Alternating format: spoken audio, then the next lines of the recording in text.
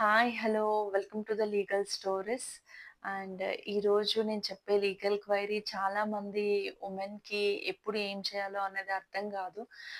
డైరెక్ట్‌గా వెళ్లి divorce case file చేయడం గానీ, లేదు అంటే 498 పెట్టడం, డీవీసీ పెట్టడము, ఇవన్నీ చేయొద్దండి. Because it's a waste of time and also మీకు కూడా దానివల్ల ఉపయోగం ఉండదు.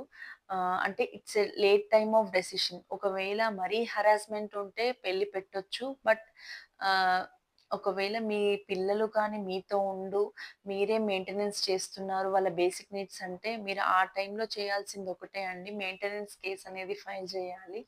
బికాజ్ ఆ మెయింటెనెన్స్ కేస్ వల్ల మీ పిల్లలకి కానీ, మీకు కానీ ఇంట్రిమ్ ఆర్డర్స్ అనేవి కోర్ట్ ఇష్యూ చేసి అట్‌లీస్ట్ మీ బేసిక్ నీడ్స్ కోసం ఒక 30,000-20,000 అన్నా మీకు అలో చేస్తుంది. అప్పుడు మీ హస్బెండ్ మీరు డెఫినిట్‌గా పే చేయాలి.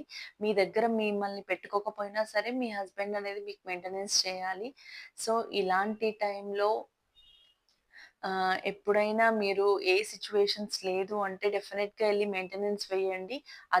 Other cases and also delay avoid చేయడానికి గూడా. Thank you.